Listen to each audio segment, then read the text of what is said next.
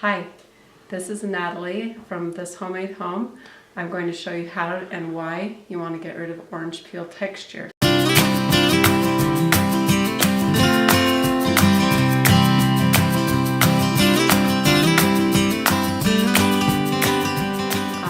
For me, I don't like the look. It dates the home.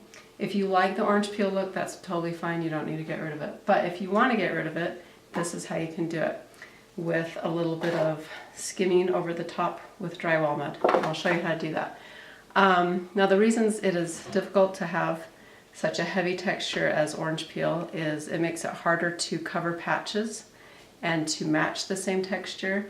It also holds on to dirt more. If you have little kids running around and you want to wash that up, it's a lot harder to get it off of the orange peel.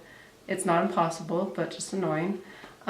It also collects dust a lot more, and my duster sticks to the orange peel instead of me being able to just dust off.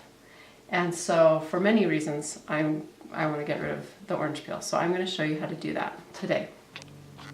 When you're mixing drywall mud from the powder form, you want to do about 50-50, but not quite, like a little bit more of the drywall stuff, of the powder, than water. And look at that, I need more water. Just a second.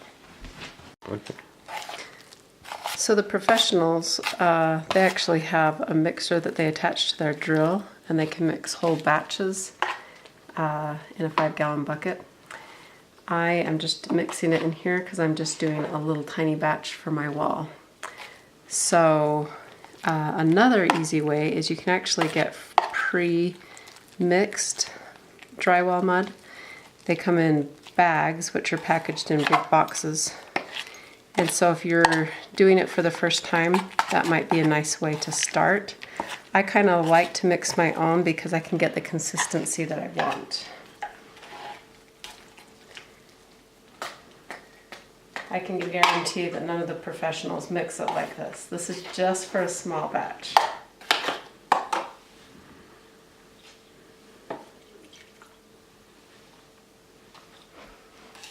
Anyway, you just mix until all the little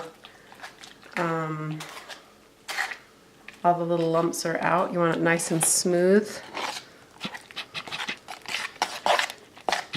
Maybe let me mix it up really good, and then we can show the finished content.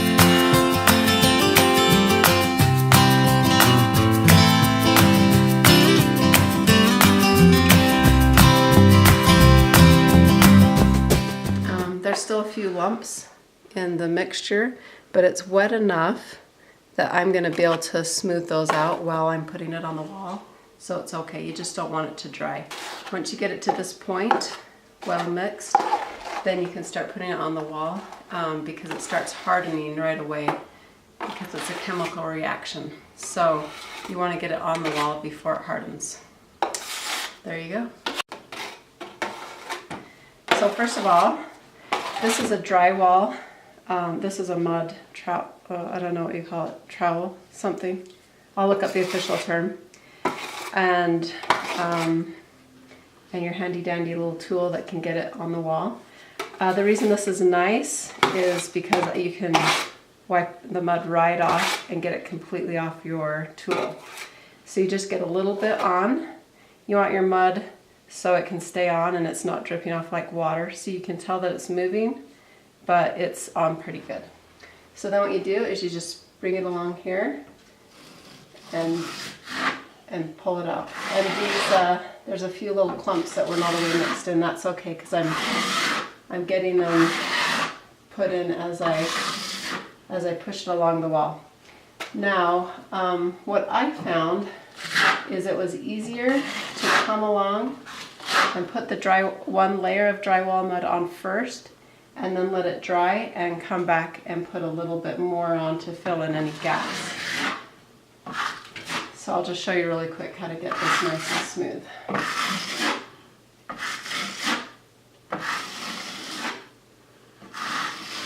You can leave ridges like that, but then you have to sand it out. So I try to get them out at this time while it's still wet.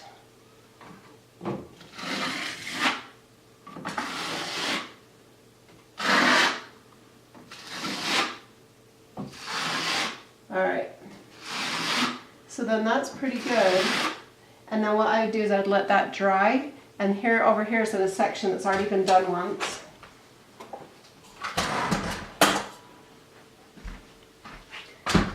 So, to put on the second layer, I would just come along and sand off any parts that are sticking out. But you can tell right here, there's a little lull. I don't know if you can see it on the camera, but that's something I'd want to get rid of now. So I can come back in with a little bit more drywall mud and just even it out with the rest of the drywall mud.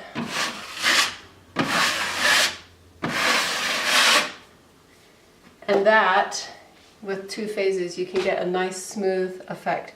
If you want the texture that's in style right now is to have a slight ripple in the texture, and you can go ahead and add whatever texture you want. I can show you really quick how to get the slight texture if you want.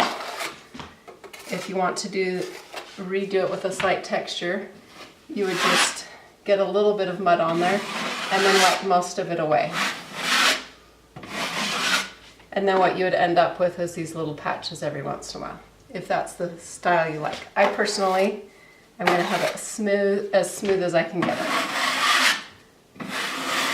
And later what I'll do is I'll come back through here with a wet sponge and even it out, make it nice and smooth. I guess I'll probably show you how to do that. So just a second. Is that okay? Okay, so we've applied a thin coat of drywall mud. It's now dry. The next step will be to smooth it out.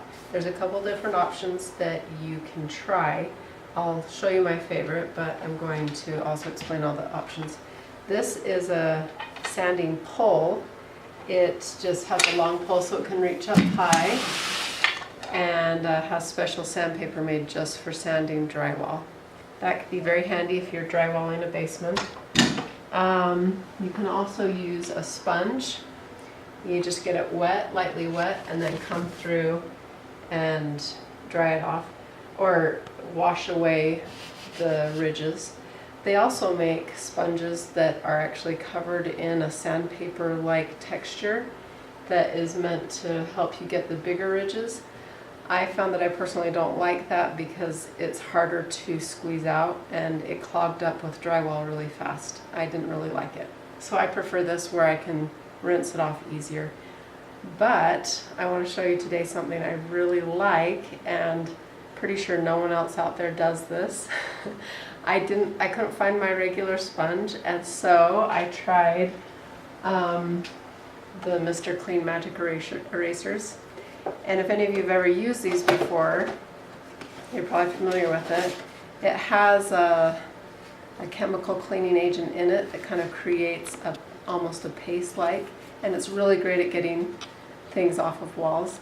But it also works really well for smoothing out walls because the creamy texture that comes off of it actually helps smooth out and fill in gaps on the wall. So I'm going to show you how to do it with this, but I just wanted you to know about the other options if you want to give those a try. So when you start, drywall mud dries out your hands very quickly, and if you don't wear gloves, it actually makes your hands feel like sandpaper, and they can crack or just stick to everything.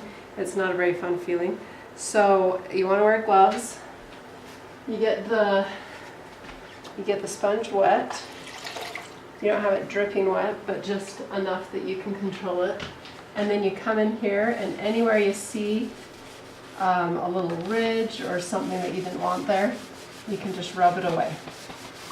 And again, the magic eraser is really awesome because it fills in all those little gaps that you didn't want there in the first place. And you do this to the whole wall, make it as smooth as you want. And then before you paint, you want to make sure you prime again. Drywall mud is very porous, and if you don't use a primer, it'll just keep soaking up your paints and give it kind of a matte, not nice look. Like, it doesn't look like a cool matte paint finish, it's just a matte blah finish. So make sure you put a nice coat of primer on it, and then you can paint it whatever color you want, and I'll show you that in another video. Hi. So here is the finished product. We have put a skim coat of drywall mud up, sanded it smooth, then painted it with a primer, which makes it non-porous. Something to remember is when you're putting on the primer, you don't have to paint it until it's opaque. You just need to put on one layer, and you'll see splotches of where the drywall mud is, and that's okay. The primer just makes it so it's sealed and it won't keep soaking up your paint. So keep that in mind, and then you can put on your color. I chose an eggshell light blue for the top, and now I'm ready for my next project. So that will be in the next video. I am putting up some faux wainscoting with a shelf, and I'll show you how to do that in the next video. Don't forget to like and subscribe. If you liked what you saw and you think it'd be helpful, go ahead and subscribe and hit the like button. Notification button, and it will let you know when a new video is up.